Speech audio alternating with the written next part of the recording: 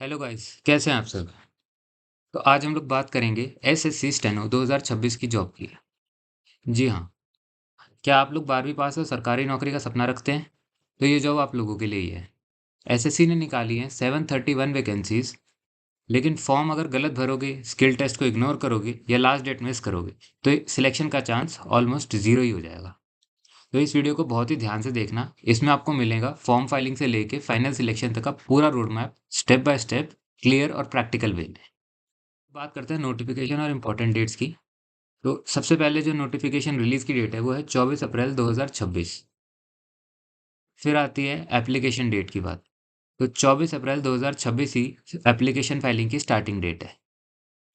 और application filing की last date जो है वो है 15 मई 2026। फीस पेमेंट डेडलाइन की बात करें तो आपकी डेट रखी गई है 16 मई 2026। और अगर आप मान लीजिए कोई भी फॉर्म में गलती हो जाती है, कोई भी डिटेल गलत भर देते हैं, तो उसको ठीक करने के लिए एक करेक्शन विंडो का टाइम दिया गया है, जिसकी लास्ट डेट है 20 से 21 मई 2026। और जो एग्ज़ाम की एक्सपेक्टेड डेट है वो इसी साल यानी कि 2026 में जुलाई अगस्त में रखी गई है। पोस्ट डिटेल्स की बात करें तो स्टेनोग्राफर एसएससी 2026 की जॉब में दो पोस्ट अवेलेबल हैं। एक आती है आपकी ग्रेड सी ग्रुप बी की, और एक आती है आपकी ग्रेड डी ग्रुप सी की। तो ग्रेड सी की जो जॉब है वो हायर लेवल पोस्ट होती है, बेटर सैलरी है, ऑफिसर्स के साथ काम होता है इसमें, और कंपटीशन बहुत ज़्यादा होता है। वहीं अगर ग्रेड डी वाली जॉब की बात करें तो ये एक एंट्री लेवल पोस्ट है, क्लरिकल है, प्लस टाइपिंग का वर्क होता है, और बिगिनर्स के लिए एक आइडियल स्टार्टिंग पॉइंट जॉब रहती है। तो अब हम कंपैरिजन देख लेते हैं ग्रेड सी और ग्रेड डी की जॉब्स का, और इसकी एलिजिबिलिटी क्या है। तो ग्रेड सी वाली जॉब्स की हम बात करते हैं, तो इसमें ऑफिसर्स के साथ मीटिंग और डिक्टेशन वगैरह होती है।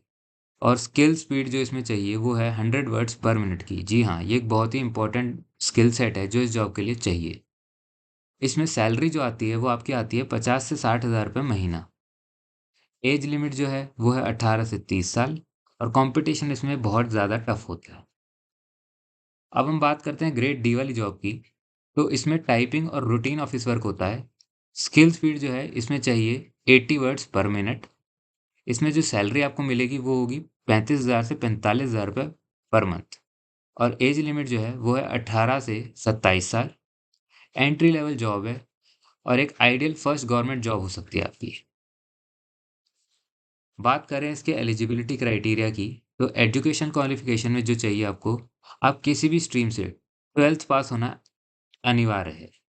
एज रिलैक्सेशन की बात करें तो एस सी एस टी के लिए 5 साल का, ओबीसी के लिए 3 साल का, और फिजिकली डिसेबल्ड के लिए 10 साल की छूट एप्लीकेबल रूल्स के अनुसार मिलेगी। स्टेनोग्राफी स्किल्स की बात करें तो इस जॉब के लिए दोस्तों स्टेनोग्राफी की नॉलेज कंपलसरी है। इसके बिना आप इस जॉब के लिए अप्लाई कर ही नहीं पाएंगे। यह आपके एक कोर स्किल सेट का बहुत ही इम्पोर्टेंट हिस्सा है। अब बात करते हैं इसकी एप्लीकेशन फ़ीस की। तो एप्लीकेशन फ़ीस जो है आप सिर्फ ऑनलाइन ही जमा कर सकते हैं। जनरल और ओबीसी कैटेगरी के लिए 100 रुपये फ़ीस रखी गई है, जबकि women, S C S T, physically disabled और एक्स सर्विसमैन के लिए ये फॉर्म एकदम फ्री है। तो अब हम बात करते हैं फॉर्म फाइलिंग डिटेल्स की। सबसे पहले आपको वेबसाइट पे जाके फॉर्म फिल करने के लिए वन टाइम रजिस्ट्रेशन कराना पड़ेगा, जो कि बिल्कुल फ्री है। जब आप वन टाइम रजिस्ट्रेशन करवा लेंगे तो आपको एक लॉगिन आईडी और पासवर्ड मिलेगा। उस लॉगिन आईडी पासवर्ड से आपको लॉगिन करना है, और फिर अप्लाई करने के लिए फॉर्म मिल जाएगा। तो फॉर्म में आपको अपनी सारी डिटेल्स भरनी होंगी, और साथ में जो भी रिक्वायर्ड डॉक्यूमेंट्स हैं वो अपलोड करने होंगे। देन उसके बाद जो स्टेप है उसमें आपको फ़ीस पेमेंट करनी होती है। जब आप फ़ीस पेमेंट कर देंगे तो आपकी जो फाइनल एप्लीकेशन है वो सबमिट हो जाएगी।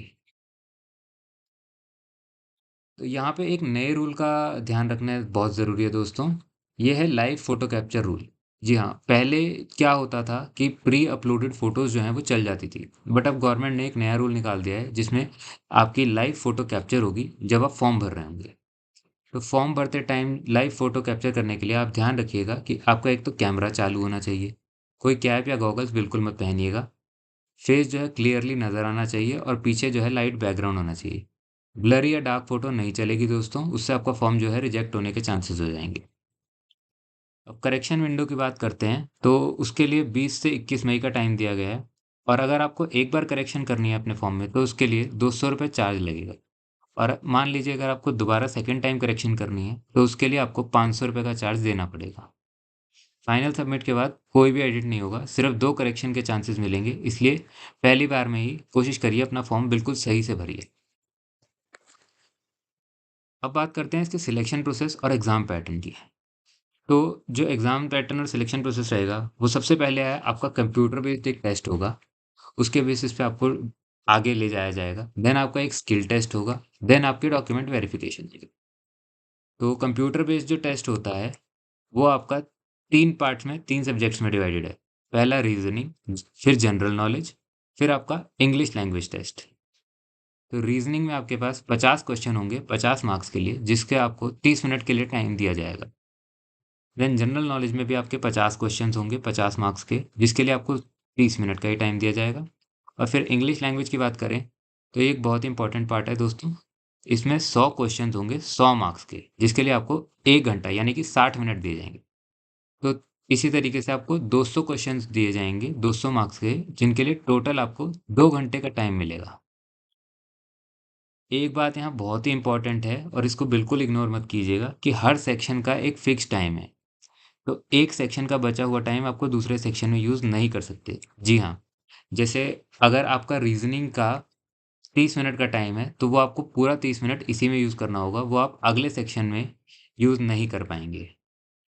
यहाँ पे आपको नेगेटिव मार्किंग भी देखने को मिलेगी, 0.25 मार्क्स हर रॉन्ग आंसर के काटे जाएँगे। तो गेस वर्क आपका यहाँ नहीं चलेगा, स्मार्टली अपने क्वेश्चंस को अटेम्प्ट कीजिए। तो एक बार सिलेबस की बात करें, तो इसमें आपका रीज़निंग आता है, जो कि 50 मार्क्स का है। रीजनिंग में आपका आ जाएगा coding, decoding, analogy series, blood relation वाले क्वेश्चंस, डायरेक्शंस, पजल और सीटिंग अरेंजमेंट्स वगैरह वगैरह।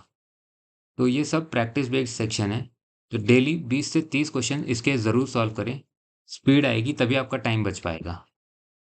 फिर आता है आपका जनरल अवेयरनेस, जो कि 50 मार्क्स का ही है। इसमें आपके करंट अफेयर्स, जो कि लास्ट 6 महीने के बहुत ज़रूरी हैं, हिस्ट्री, पॉलिटी, बेसिक कॉन्स्टिट्यूशन से रिलेटेड, ज्योग्राफी, इकोनॉमिक साइंस, ये आपके बहुत ही इंपॉर्टेंट टॉपिक्स हैं जो आपको थॉरली याद होने चाहिए। फिर आपका आता है इंग्लिश सब्जेक्ट का पेपर। फिर आपका आता है इंग्लिश सब्जेक्ट का पेपर, जो कि 100 मार्क्स का है और सबसे इंपॉर्टेंट पार्ट है आपके एग्जाम का। इसमें ग्रामर, एरर स्पॉटिंग और फिल इन द ब्लैंक्स हैं, synonyms, antonyms, one word substitution हो गया और रीडिंग कॉम्प्रिहेंशन हो गया। तो इसकी तैयारी के लिए आप डेली वोकैब पे काम कीजिए, प्रीवियस ईयर क्वेश्चन सॉल्व कीजिए, मॉक टेस्ट दीजिए। बिकॉज इंग्लिश में स्ट्रांग हो गए तो सिलेक्शन बहुत ही श्योर शॉट हो जाता है। अब हम बात करते हैं स्किल टेस्ट, जो कि है इस एग्ज़ाम का रियल गेम चेंजर। जी हाँ, अगर आप कंप्यूटर बेस्ड टेस्ट क्लियर करने के बाद स्किल टेस्ट में फेल हो जाते हैं तो आपका सिलेक्शन बिल्कुल नहीं हो पाएगा। जी हाँ, स्किल टेस्ट ही डिसाइड करेगा कि आपका सिलेक्शन होता है या नहीं। ये एक शॉर्ट हैंड डिक्टेशन और ट्रांसक्रिप्शन पे बेस्ड होता है। डिक्टेशन की ड्यूरेशन जो होती है आपकी 10 मिनट की होती है, यानी आपको 10 मिनट की डिक्टेशन दी जाएगी ऑफिसर द्वारा या ऑडियो के थ्रू। ग्रेड सी के लिए जो आपको रिक्वायरमेंट है वो है 100 वर्ड पर मिनट की शॉर्ट हैंड स्पीड। जी हाँ, मतलब आपको 100 वर्ड पर मिनट टाइपिंग स्पीड की रिक्वायर्ड होगी अगर आप ग्रेड सी के लिए अप्लाई कर रहे हैं, और 80 वर्ड्स पर मिनट की अगर आप ग्रेड डी के लिए अप्लाई कर रहे हैं। अब हम बात कर लेते हैं ट्रांसक्रिप्शन टाइम का, जो कि अलाउ किया जाए। ग्रेड सी की जो जॉब है उसके लिए आपको इंग्लिश मीडियम में 40 मिनट, हिंदी मीडियम में 55 मिनट दिए जाएंगे। और ग्रेड डी की जॉब के लिए आपको इंग्लिश मीडियम में 50 मिनट और हिंदी मीडियम में 65 मिनट्स दिए जाएंगे। दोनों में ही एक्स्ट्रा टाइम अलाउ किया जाता है। अब हम बात करते हैं कट ऑफ, सैलरी और जॉब बेनिफिट्स के। तो कट ऑफ जो है मिनिमम क्वालिफाइंग और प्रीवियस ट्रेंड्स के हिसाब से देखें तो अनरिजर्व्ड यानी जनरल कैटेगरी के लिए मिनिमम 30% है, ओबीसी के लिए 25% और ईडब्ल्यूएस के लिए भी 25%, एससी एसटी और फिजिकली डिसेबल्ड के लिए 20%। जो पुराने ट्रेंड देखें या प्रीवियस ईयर कट ऑफ देखें तो ग्रेड सी के लिए 135 से ज़्यादा मार्क्स की रिक्वायरमेंट रही है और ग्रेड डी के लिए देखा जाए तो 105 से ज़्यादा मार्क्स की रिक्वायरमेंट है। ये जो है मिनिमम क्वालिफाइंग मार्क्स है, लेकिन एक्चुअल कट ऑफ जो है बहुत हायर जाती है। तो आप टारगेट करिए कि ग्रेड डी के लिए 150 मार्क्स और ग्रेड सी के लिए 160 मार्क्स कम से कम आपके आएँ, तब आप सिलेक्शन के लिए उम्मीद कर सकते हैं। अब सैलरी की बात करें तो ग्रेड सी की जो इन हैंड सैलरी है वो आती है आपकी 50,000 रुपये, जिसमें कि आपकी बेसिक स्टैंडर्ड सैलरी रहती है 35,400 रुपये plus DA plus house rent allowance plus T.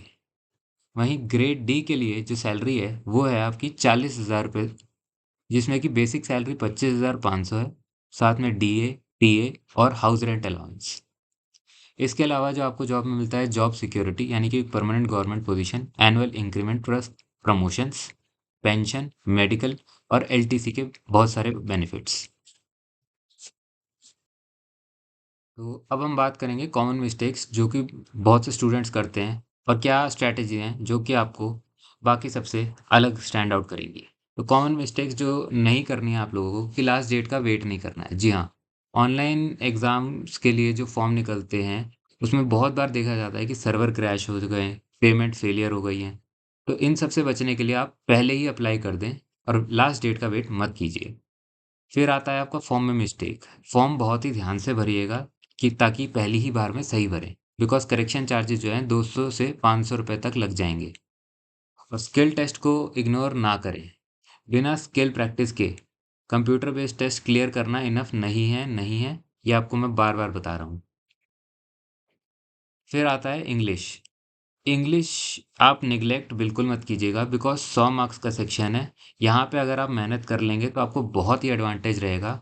आप कम से कम 50% से 60% लोगों से आगे निकल जाएंगे अगर आप यहाँ पे ध्यान दे लेते हैं। अब हम बात करते हैं प्रिपरेशन स्ट्रैटेजी की, जो आपको करनी है सक्सेसफुल होने के लिए।